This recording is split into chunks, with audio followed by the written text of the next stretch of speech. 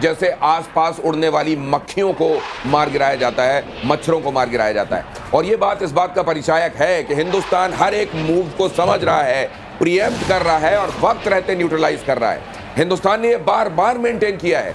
भारत की अगर आप ये ब्रीफिंग और प्रेस कॉन्फ्रेंसेस देख रहे होंगे तो भारत ने बहुत एहतियात के साथ, संयम के साथ ये बात बार बार दोहराई है कि हम इसको आउट ऑफ प्रोपोर्शन नहीं ले जाना चाहते। हम इसका जवाब प्रोपोर्शनेट तरीके से दे रहे हैं, मेजर्ड तरीके से दे रहे हैं और इसको नॉन एस्केलेटरी तरीके से हम लेकर चल रहे हैं। वन बाय वन उधर से जितना किया जाता है प्रोपोर्शनेट और मेजर्ड और कंसीडर्ड तरीके से, उसी तरीके से निपटा जा रहा है। लेकिन भारत के धैर्य की परीक्षा भी पाकिस्तान की तरफ से ली जा रही है। वो परीक्षा ही है जब उनके फाइटर जेट अपने सिविलियन एयरक्राफ्ट की आड़ में बॉर्डर के अलॉन्ग उड़ रहे हैं और भारत की तरफ साजिशों को एक तरीके से अमली जामा पहना रहे हैं। भारत ने आज अपनी ब्रीफिंग में यह स्पष्ट किया था कि उनके सिविलियन एयरक्राफ्ट को ढाल बनाया जा रहा है।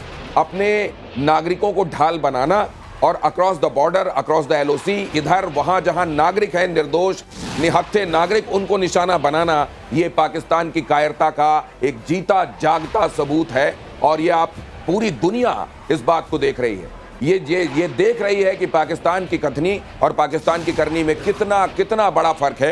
वो झूठ भी लगातार एक्सपोज हो रहे हैं। वो डाइकोटमी भी जो पाकिस्तान के भीतर है किसी एक मामले को लेकर जो स्टेटमेंट्स हैं उनमें भी कितनी डाइकोटमी है, कितना अंतर है, वो भी स्पष्ट हो रहा है। मेरे साथ अभी फिलहाल स्टूडियो में मुझको यहाँ ज्वाइन कर रही हैं विंग कमांडर निकिता। बहुत स्वागत है आपका विंग कमांडर निकिता। आप इस सब को कैसे देख रही हैं? ये भी कंसीडर करना है, मेरा गला आज उतना साथ नहीं दे रहा है, प्लीज समझते जाइएगा और मैं अपने दर्शकों को भी इसके लिए माफी, इसमें मेरा कोई जोर नहीं है, लेकिन आप तक खबरें पहुंचने में कहीं कोई कोताही नहीं होगी, मेरा वादा है। ये जो अटैक एक बार फिर से, ये जो स्वाम अटैक ड्रोन का हुआ है, ये टोह है, ये रिकॉनेसेंस है, ये जासूसी है, किसी आने वाले दिन के लिए एक बड़ी एक तरीके से कोई एक आहट है, ये क्या है? आपसे ये सवाल। हम सब ने देखा है कि पाकिस्तान बहुत ही कायर तरीके से एक्ट कर रहा है एज ऑफ नाउ। वो तीन वजह हो सकती है जिसकी वजह से वो ये अटैक बार बार किए जा रहा है। पहला, वो देखना चाहता है कि हमारे एयर डिफेंस सिस्टम में कितनी शक्ति है, how prepared we are, effectiveness कितनी है उसकी। दूसरा वजह ये हो सकती है कि they are trying to do surveillance हमारे बेसिस का, हमारे आर्म फोर्सेस बेसिस का, एयरफोर्स स्टेशंस का। और मेनली इसी वजह से ब्लैकआउट्स हो रहे हैं क्योंकि उनके अंदर जितने भी ड्रोन्स आ रहे हैं सब में कैमरे लगे हुए हैं, रियल टाइम सर्वेलेंस हो रहा है। तो जितना ब्लैकआउट हम मेंटेन कर पाएंगे उतना हम अपनी पोजीशन को कम एक्सपोज कर पाएंगे। ये भी जानना चाहता है पूरा देश, जानना चाहते हैं, हमारे दर्शक जानना चाहते हैं कि ये शाम होने के बाद हम ये क्यों देख रहे हैं, रात के अंधेरे में हम ये क्यों देख रहे हैं पिछले 2 दिनों से।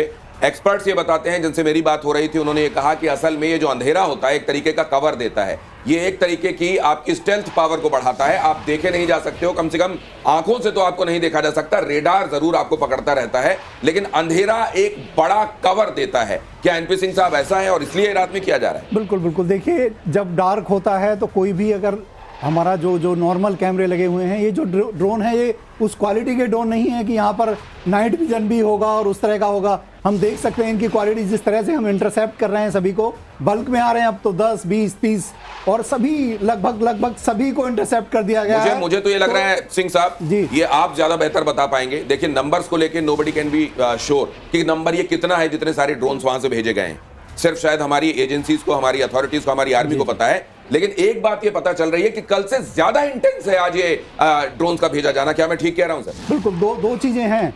आज ऊंचाई बढ़ा दी गई है और नंबर जो हैं एक एक करके नहीं आ रहे हैं, एक साथ कई ड्रोन आ रहे हैं। कई जगह देखा गया मतलब कल जो स्वाम ड्रोन अटैक हमने 1-2 जगह पर देखा था, क्या आज विंग कमांडर निकिता, आज क्या वो कई जगहों पर है? और दूसरे, ये जब ये ड्रोन स्वाम तरीके से, मतलब जैसे टिड्डी दल आ गया हो ऐसे भेजे जाते हैं एक साथ कई, तो इनके पीछे, और ये ऑल्टीट्यूड इस बार बढ़ा देने का, इसके पीछे मकसद क्या हो सकता है? इनके पीछे ये मकसद हो सकता है, जब बहुत सारे ड्रोन्स एक साथ भेजे जाते हैं तो they are trying to saturate हमारी एयर डिफेंस सिस्टम को। वो सैचुरेट करना चाह रहे हैं कि जब 500-700 ड्रोन्स को वो हम अटैक करेंगे तो कुछ तो उनका वे बना पाएंगे ना अंदर तक।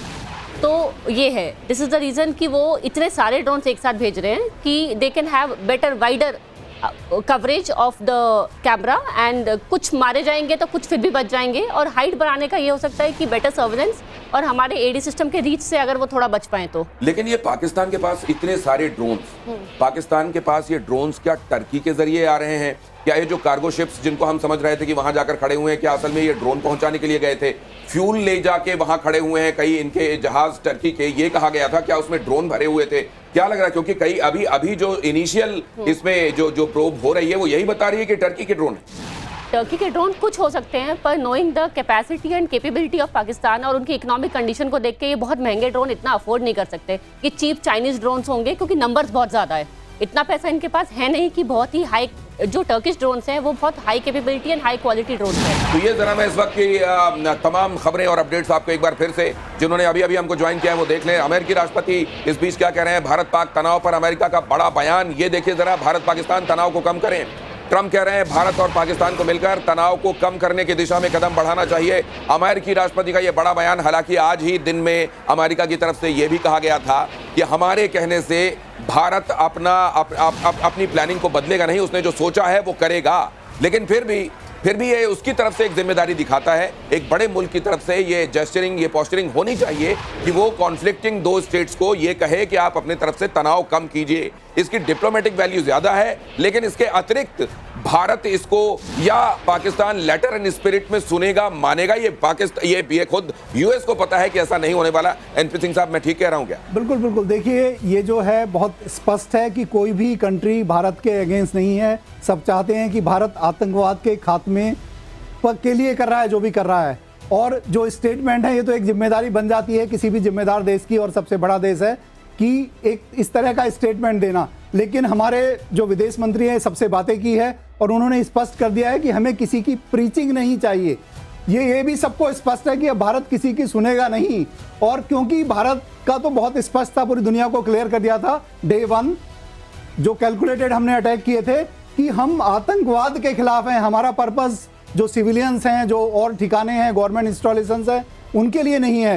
तो इसलिए जो ये स्टेटमेंट है, ये तो एक नॉर्मली बिल्कुल एक डिप्लोमेसी होती है, एक जाहिर है स्टेटमेंट दे देते हैं, बट अदरवाइज लेकिन ये जो कहा जाता है कि मिलिट्री स्ट्रेटजी और डिप्लोमेसी दो अलग अलग चीजें नहीं है।